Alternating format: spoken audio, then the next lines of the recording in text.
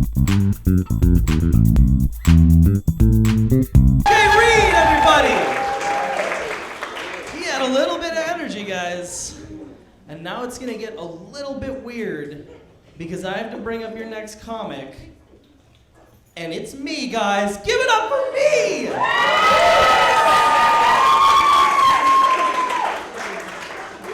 You guys are great. That is something bizarre that I have never had to do before. All right, let's do this.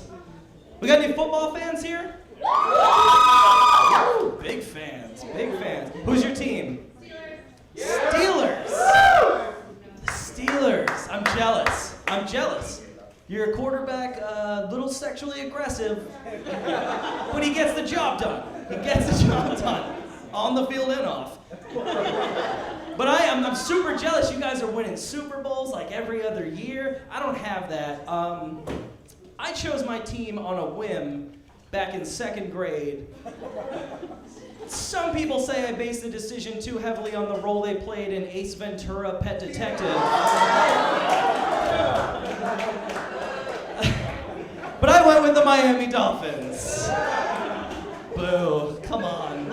Isn't it bad enough for me already? Do you know how hard it is to root for a football team that is named after arguably the most lovable animal in all of the animal kingdom? There's not much of an intimidation factor there. You guys got the black and yellow. I got teal and orange. I don't get respect when I show up to a football game dressed like a Mardi Gras float. Everyone's throwing beads at me. I'm just like, I just want to root for my team. And I don't know if you've seen their symbol, but on the side of their helmet is a little dolphin who is also wearing a tiny helmet. It is adorable. It's just the least frightening thing in the world. It's a tough existence I lead, guys. That's just what I'm trying to tell you. Things aren't all bad, though. I've been with my girlfriend for a while now. We just moved in together, which is actually great, I gotta say. I was a little bit worried about it. I was cautious going into it because I had always just lived with other guys, like in college and even after college. I lived with my buddies. I had no idea, you guys, no idea how nice of a place the bathroom could be. It is wonderful. I don't know if you've ever lived with all dudes, but for some reason it's totally acceptable for the bathroom to be covered wall to wall with pubes.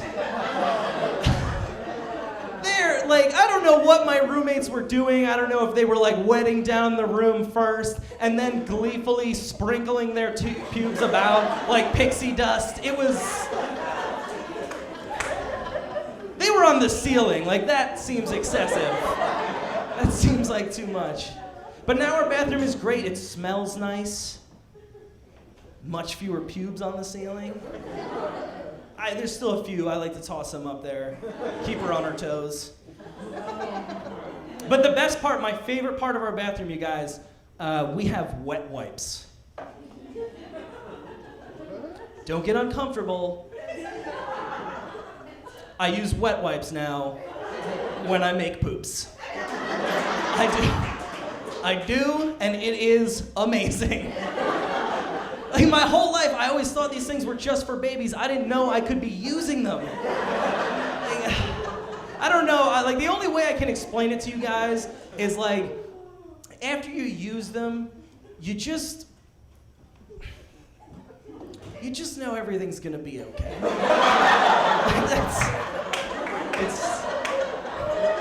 Somebody uses them. It's like wiping with tranquility. It's amazing.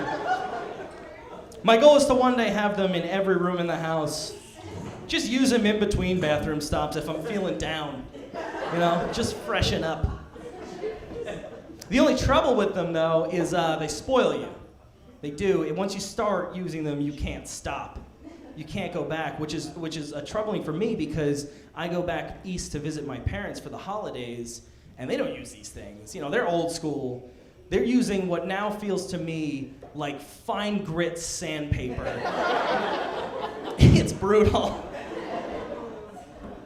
And I had to tell them, I'm like, listen, guys, I have been in LA for 2 years now, and I like to think that this city has not changed me one bit. But my butthole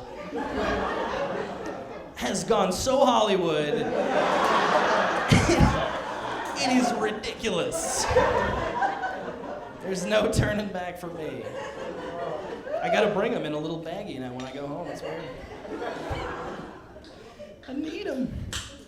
You guys, I realized recently what my generation is going to be remembered as. Like, it's weird for me because when I think back to my time as a kid, I never had any real hardships. You know, there was never like a possibility of me being drafted into a war or anything like that. But I realized I am part of the last generation that had to work hard to find porn. I'm a relic, you guys. Standing here before you, the last of a dying breed. I had to get my hands on actual hard copy porn, and then I had to find a place to hide it. That was my Vietnam. That's what I'm gonna be complaining about when I'm a bitter old grandfather, yelling at my grandsons like, you kids! You have it so easy, you just sneak off into the bathroom with your iPhone 46. I had to hide my porn in the woods. And that's true, I did. That's the only place I knew I wouldn't get caught with it. It was awful. First time I found a lot of porn, I got my hands on it. I took it out to the woods in a Ziploc bag. I found like a Lord of the Rings sized tree. I just dug out the roots and I shoved the porn up under that tree. Incidentally, the tree did not then grow an infinite amount of porn like their precious internet. It was my only choice, guys. That's where I had to go to look at the porn too. That's a little weird, right? Just perusing through it. Bunch of woodland critters looking at me. Have like an awkward moment with a bear where we like make eye contact. I'm like, I'm sorry, I have nowhere else to go. I don't want to be here any more than you want me here. It's true. They don't have to work for it, you guys. It's not fair. Been trying to be more of a man lately, trying to do like manly activities. So I went to the LA Gun Club last week. Got one gun maniac in here. I was super hesitant because realistically, I don't want to find out what a wuss I am in public. Like, that's not where I'm looking to figure it out. But I went there anyway, and I gotta say, it was awesome. You got to pick out your own target, which was fun. They have like a whole wall full of targets. The best one was a zombie climbing out of a dumpster. That's fun. Then they also had like a regular one with like just a big orange target. But they got weird though when I asked them if they had any targets with kids on them. They did. They got weird. And I'm like, look, don't make me a weirdo, all right?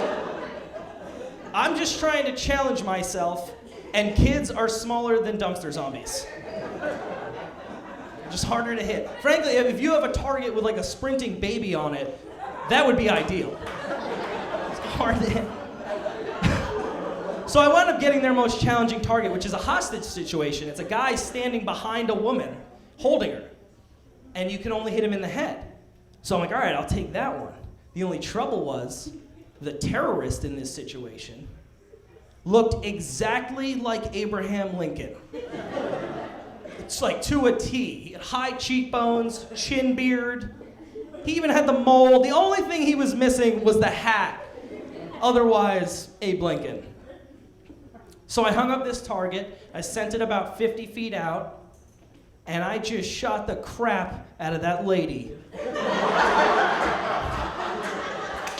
Because I figure if Honest Abe has a gun to your head, he's got his reasons. She was probably a vampire. Probably. You guys, the only thing weirder than having to bring yourself up is having to send yourself off That is it for me. I'm TK Kelly. Thank you so much. We got any zombie fans in here? You got like The Walking Dead and Zombieland? This guy got really psyched. Yes, zombies, love them. That's awesome. I love them too. But lately I can't help but think about how irresponsible the zombie diet is. Like, it's unbelievable. All they eat is meat. You never see a zombie eating any vegetables, ever. Like, you never see zombies, like a horde of zombies going to town on a cornfield in the Midwest. You just don't see it. And you would, like, there seems to be a lot of zombies in the Midwest, so, like, they should be doing that. It's crazy. Their diet is all protein. Like, realistically, if The Walking Dead really wanted to be authentic, roughly every 2 minutes, a zombie should just be setting up in the corner and taking a dump. Just like, oh, this is all protein. It is killing me. Again.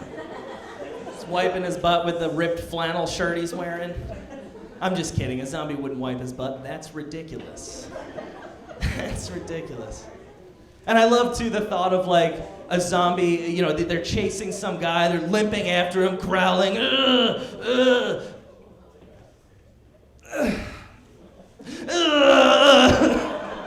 just taking that little pause. It's a function of the body. They've got to be doing it somewhere, right? Right? I'm also fascinated by urban myths, you guys, like Bigfoot. The idea of that blows my mind, the power of suggestion, that some guy like hundreds of years ago came back to the village and told his buddies that he saw a 10-foot ape man walking through the woods. Like walking really casually too, like Bigfoot is in that one picture you always see of him. He's just very matter of fact, like, yeah, I'm walking up, right? Take a picture, bro. And his friends believed him, and they started telling other people, and they started telling other people, and now hundreds of years later, there are still people in this world who devote their lives to finding this casually walking ape man. That's insane. The power of suggestion, like rumors. You can start a rumor. I don't know if you guys heard a couple years back, for some reason, everybody believed that Screech from Saved by the Bell was dead. I don't know if you remember that. It was just randomly, somebody said that he OD'd on heroin, and that thing spread like wildfire. And before you know it, everybody was devastated that Screech had died. How does that happen? Like, imagine you're Screech. You're laying in bed. You get a call from your panicked agent. Like, oh my God, are you okay?